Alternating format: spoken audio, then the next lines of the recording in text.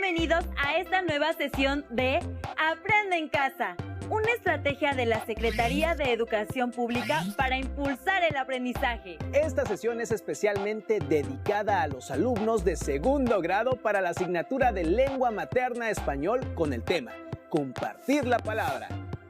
Esperamos que este programa sea de provecho para su avance educativo. Para asegurarlo, los invitamos a que preparen un cuaderno, lápiz o pluma y realicen sus anotaciones, reflexiones y actividades. Es muy importante que lo hagan, ya que este material se debe incorporar a su carpeta de experiencias para después presentarla a su docente. En esta sesión nos adentraremos al tema Comparte la lectura de textos propios en eventos escolares. Les explicaremos dos situaciones importantes. Una se refiere a los elementos que deberán tomar en cuenta para redactar un texto y la otra contempla algunas estrategias para exponerlo ante un público. Esta actividad no es ajena a ustedes, porque en la escuela han expuesto temas, solo que ahora les pedimos que redacten un texto de su autoría sobre un tema, mismo que expondrán ante su familia. Podría ser un cuento, una anécdota u otro texto que puedan mejorar. El siguiente video, para hablar en público, les dará herramientas para tomar en cuenta al momento de expresar un texto ante un público. Les recomendamos hacer apuntes de la información para que puedan realizar los ejercicios que plantearemos al final de la sesión. Veamos juntos el audiovisual.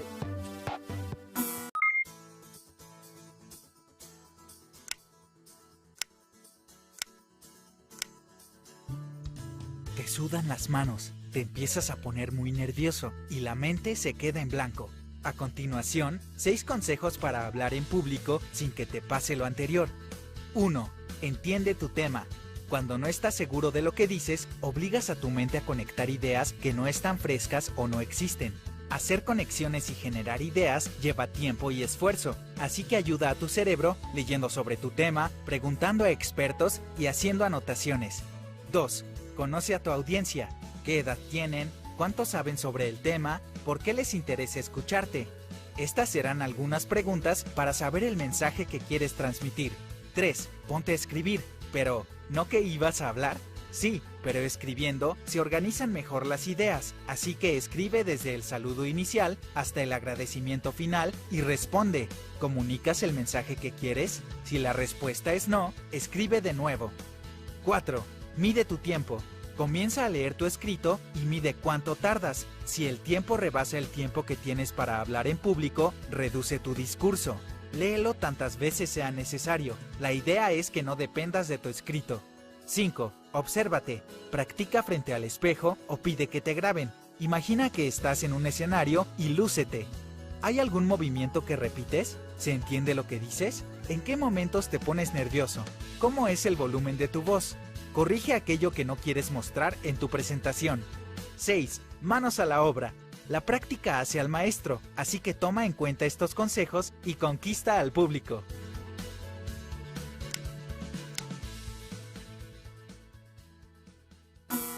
¿Conocían las estrategias para hablar en público?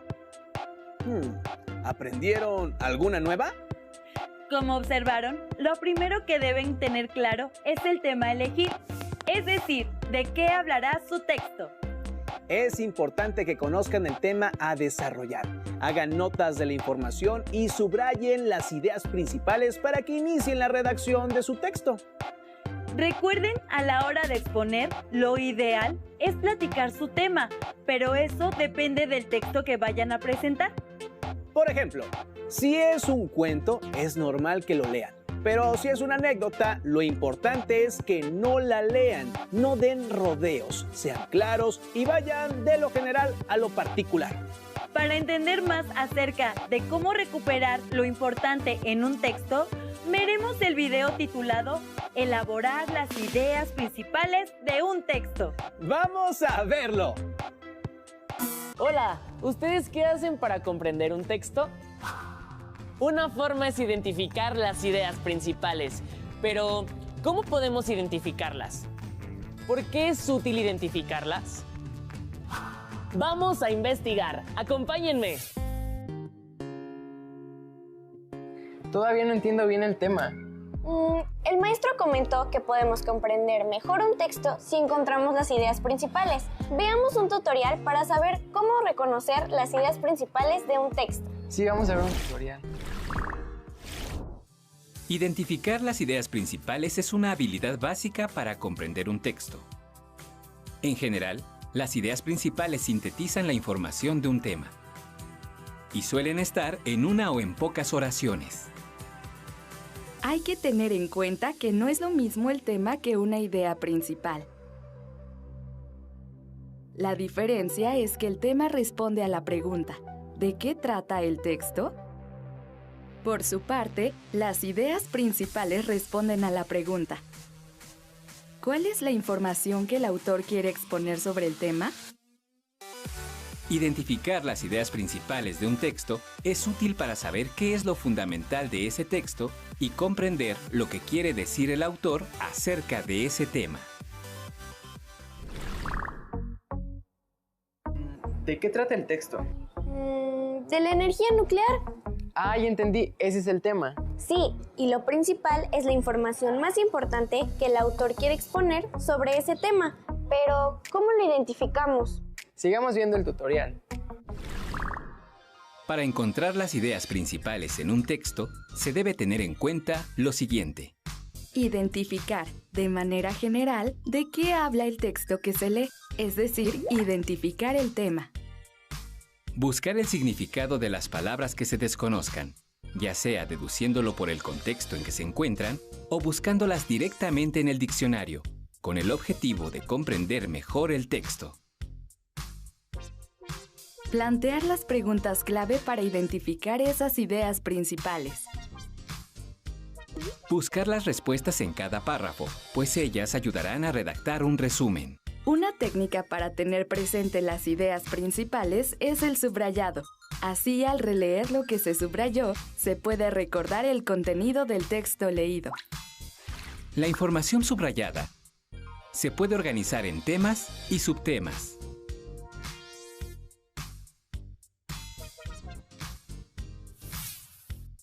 O bien, crear organizadores gráficos.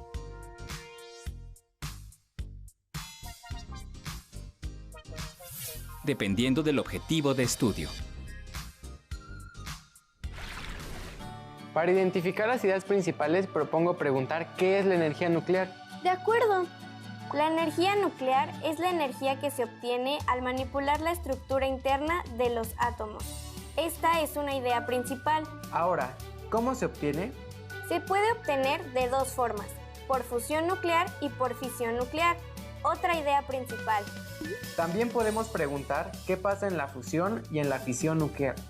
Y las respuestas son otras ideas principales. ¡Qué fácil! ¿Y si hacemos un mapa conceptual con las ideas principales? De acuerdo, definitivamente esto nos servirá para comprender mejor los temas. Sí, y podemos... Identificar las ideas principales de un texto permite comprenderlo mejor. Además, facilita la elaboración de resúmenes y organizadores gráficos. ¿Qué otras ideas principales identificas? ¡Adiós! Como observaron, las ideas principales sintetizan la información de un tema y responden a una pregunta. ¿Qué es lo que quiere decir su texto o el texto que están usando para crear un nuevo escrito? En este último caso, busquen el significado de la palabra que no se entienden, subrayen las ideas más importantes y realicen apuntes breves en fichas de trabajo. También es importante que sus textos o notas, además de la ortografía y la puntuación, estén redactados de manera clara. Deben estructurar su texto a partir de una introducción, un desarrollo y unas conclusiones. Veremos el video Palabras y frases de enlace, que será de gran valor para que presentes un texto con ideas claras. ¡Tomen nota! Según el diccionario de la Real Academia de la Lengua, conector es un elemento que pone en conexión diferentes partes de un texto o diferentes textos. Los conectores son palabras y frases que sirven para unir y organizar las ideas dentro de un texto. Existen muchos tipos de conectores. Por ejemplo, los aditivos como además, también y asimismo, que se utilizan para agregar información. Otros como a pesar de todo, sin embargo o por el contrario, se llaman opositivos y ayudan a expresar el contraste entre dos o más enunciados. Las preposiciones y conjunciones también son conectores que establecen distintas relaciones entre las palabras y las ideas. Un texto sin conectores es como un rompecabezas al que le faltan piezas. Analicemos un fragmento modificado del artículo de divulgación El cielo visto desde México. Los astrónomos han agrupado las estrellas constelaciones. Son configuraciones arbitrarias, corresponden la cercanía, las estrellas, proyectadas la bóveda celeste, no su distancia real. Las constelaciones son como los continentes del cielo, ayudan a ubicar los astros. La Tierra gira torno al Sol. Diferentes épocas año se ven constelaciones distintas. Se ven grupos estrellas diversas, el hemisferio norte, el hemisferio sur. Ahora, agregando los conectores, veamos cómo cambia el sentido del texto. Los astrónomos han agrupado a las estrellas en constelaciones. Son configuraciones arbitrarias que corresponden a la cercanía de las estrellas proyectadas sobre la bóveda celeste y no a su distancia real. Las constelaciones son como los continentes del cielo, ayudan a ubicar los astros.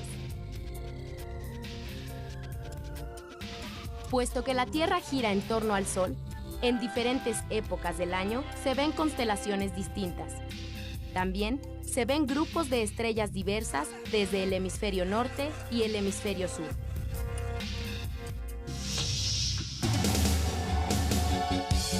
Maestro, practiquemos el uso de las palabras y frases de enlace.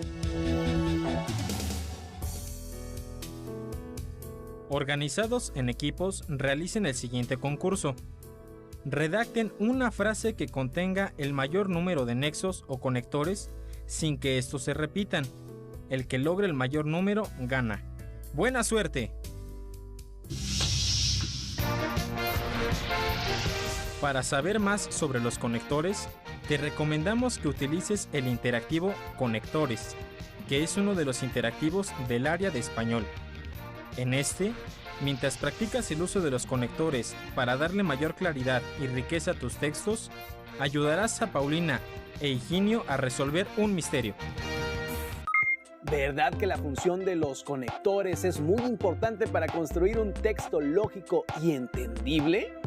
Como observaron, los conectores unen y organizan las ideas de un texto. Hay una variedad de ellos para expresar lo que desean. Vieron conectores de dos tipos: los aditivos, que apoyan el momento de agregar más información, y los opositivos, que niegan alguna situación. También están las preposiciones, que son nexos, y las conjunciones, que unen ideas. Les sugerimos que realicen el ejercicio que aparece en el video de manera individual. Lo registren en su carpeta de experiencias y, si es posible, se comuniquen con sus compañeros para intercambiar sus textos y apoyarse en la corrección. Finalmente, veremos el video titulado Giordano Bruno, que narra la infortunada suerte de este hombre de ciencia, adelantado a su tiempo.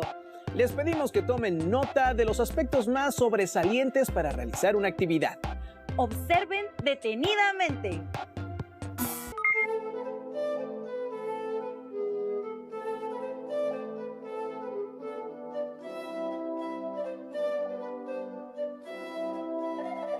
En Roma hay una plaza con el nombre de Campo de Flores, Campo dei Fiori.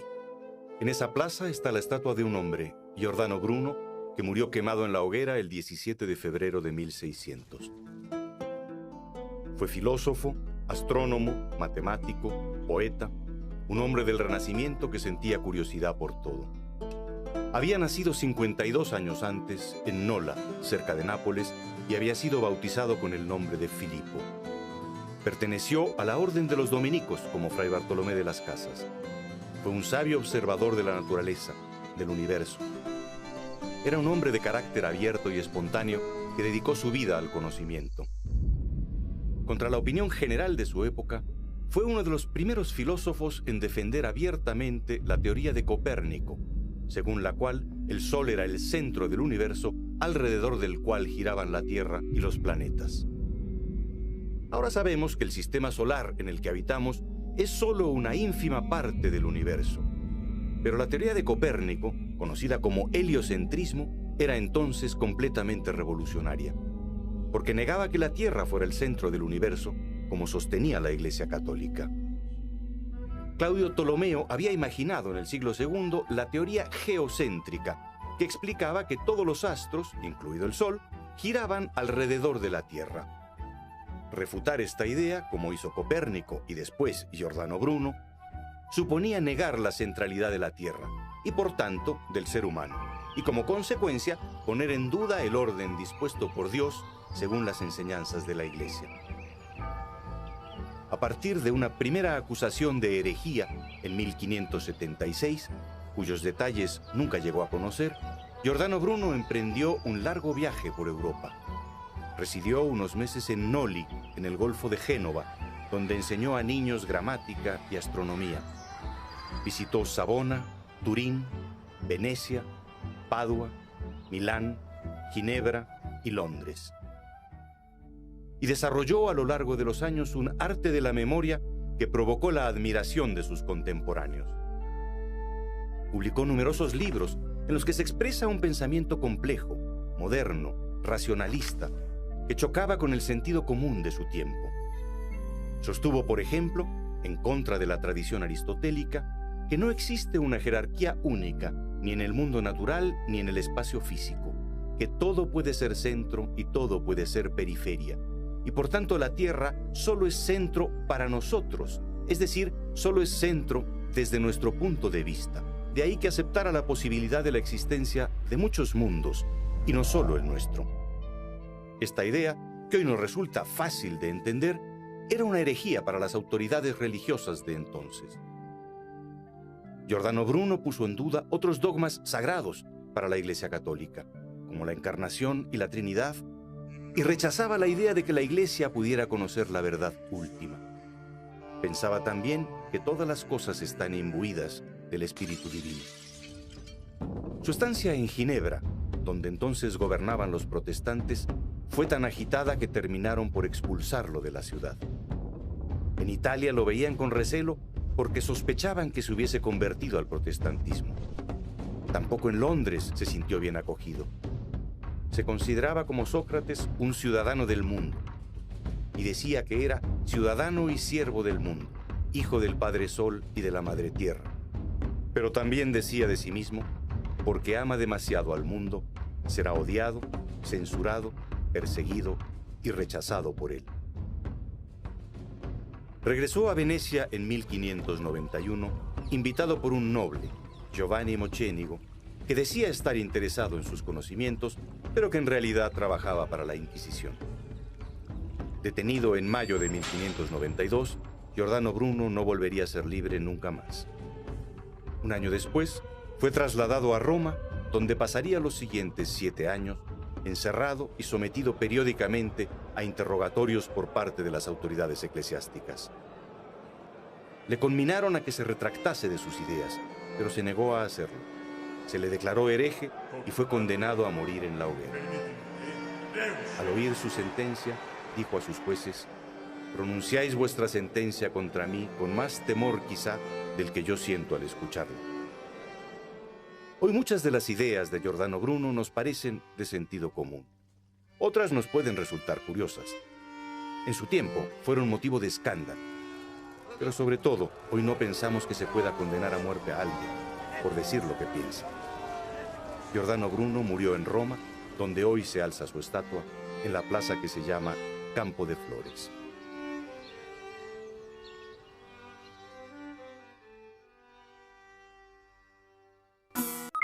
¿Qué les pareció el video? ¿Qué les parecieron las aportaciones de Giordano Bruno y su trágico final? ¿Qué no les gustó? ¿Y qué hubieran hecho en su lugar? ¿Conocen otro caso de un personaje histórico como él? Como observaron, Bruno dio todo por sus ideales y fue castigado por no compartir las ideas del tiempo que le tocó vivir. Si quieren adentrarse y conocer la vida de otras personas relevantes en la historia de la ciencia, les recomendamos el libro de los pioneros, La conquista del conocimiento, inventos y descubrimientos que cambiaron el mundo, de Teo Gómez, en la colección de libros del Rincón. Para concluir, anoten, respondan e integren las siguientes preguntas en su carpeta de experiencias.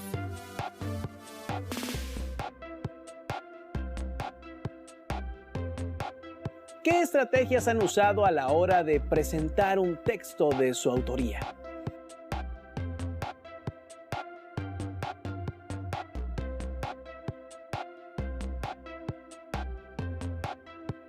¿Qué estrategias se usan para recuperar ideas principales en un texto?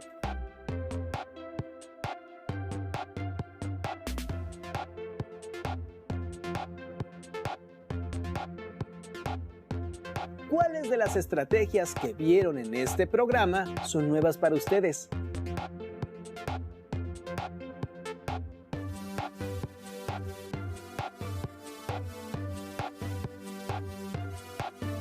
A partir del video de Giordano Bruno, realicen un escrito breve.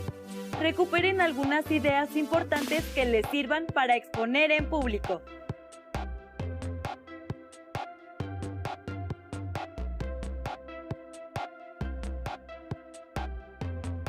Por último, describan lo que harían para interesar al público.